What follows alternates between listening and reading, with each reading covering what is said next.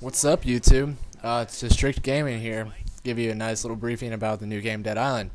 It's not really as new as it was, of course. It's been a couple days. I think it came out like, what's today? Sunday, almost Monday. You're probably going to be watching it on Monday. So, at this point, it's about Tuesday, Wednesday, Thursday, Friday, Saturday, Sunday. 6 days old. Almost a week. But, anyways, as you're watching this video, you may notice through the footage that the capture card sometimes speeds up and slows down the video, and sometimes the audio's off. It's because the laptop we have doesn't process it very well, so we've got to adjust some things. Hopefully we'll do that in short time. But anyways, as you watch, or once you start Dead Island, you'll get the choice between 4 characters. They each have a specializations. One's blades, another's blunt weapons, and another's firearms. Fourth one is specialized in throwing things, but he gets a boost to everything, just a smaller boost because he's more balanced than he's like the balanced player of the bunch, right? Well, afterwards, as you level up, you'll get to see a skill tree. Now, what the skill tree does is it has 3 roots: survival, combat, and fury. Fury is your special move, like after you get up enough rage or whatever you want to call it from killing zombies, you activate it and you go boss mode, alright? And then the combat tree, combat, boost your attack stats, blah blah blah, really basic. And there's special attacks. And then the survival is things like picklocking, regenerating health, zombies not being attracted to you, breaking through doors easier, things being less expensive, selling things for more, just things that help you out in multiple situations, really, that you would expect in a zombie apocalypse. But it's cool because for each character the tree is different. Like the blunt weapons, the whole combat things boost to blunt weapons, no blades, nothing like that. Same things for the others, except for the balanced ones. His is blades, whatever. They're just all separated, so you have to choose one at a time what you want to use, really. But the fury, one person's fury makes them where they start throwing blades like really fast. They can take out crowds of zombies. It's a pretty good fury, in my opinion. Another one, he pulls out his brass knuckles and starts punching the crap out of zombies, breaking their bones. He goes tank mode in Left 4 Dead, basically. Another one pulls out a gun, whether you have a weapon or not, and it has ammo, whether or not you have ammo, and boost everybody's stats. It's kind of like a leadership role, big old morale boost or whatever you want to call it. And then the other one just goes back crazy and starts chopping zombies to pieces with a sword. It's pretty nifty. They all have their advantages and disadvantages, but once you actually get into the gameplay, you'll notice different weapons laying around: broomsticks, frying pans, swords, machetes, not shurikens, but exotic weapons like shurikens, but I haven't seen any shurikens, but you can imagine, hopefully. Maces, the whole works. You can imagine they were creative with the weapons. And what's cool about it is you can scavenge, as in open up computer towers, go through drawers, briefcases, trash cans, anything really, you name it, and you can loot stuff out of it. And there's all kinds of stuff like lemon juice, batteries, rags, LP4000 batteries, whatever the heck that is, cords, or wiring, barbed wire, just glue, stuff like that, all kinds of crap.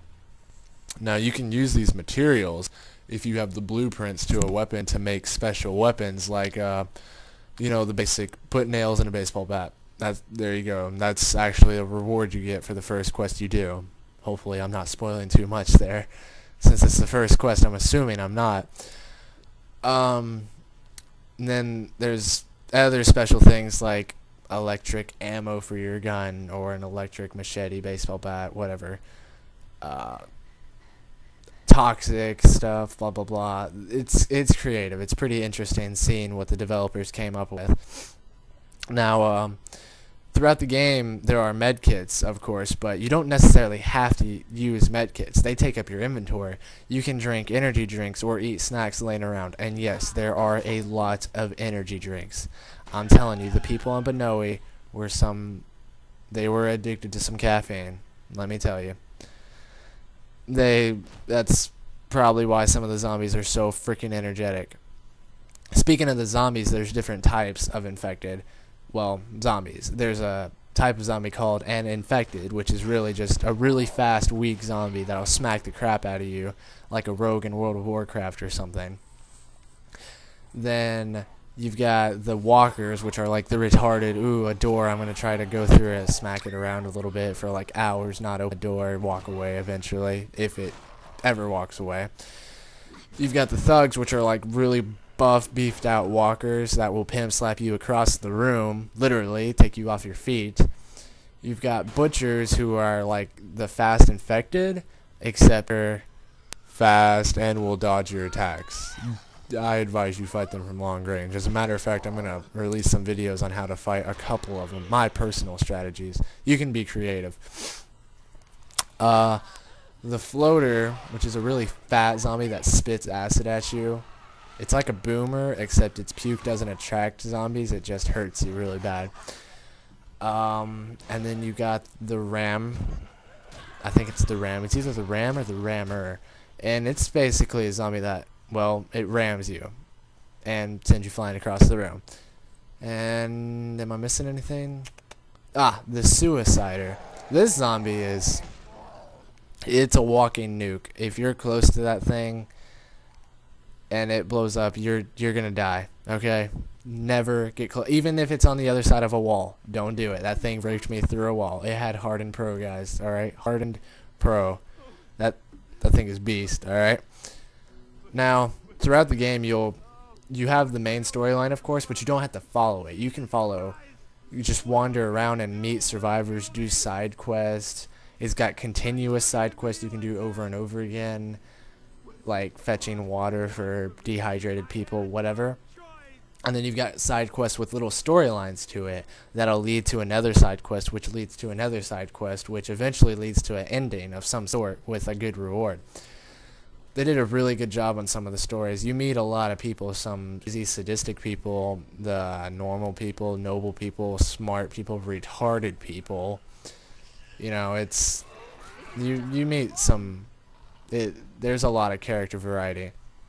Now, I might want to add on, if you're one of those people who appreciate the small things in a game, you might just appreciate voice acting, because they didn't just pick, you know, the generic white guy and chick that sounds a little Japanese.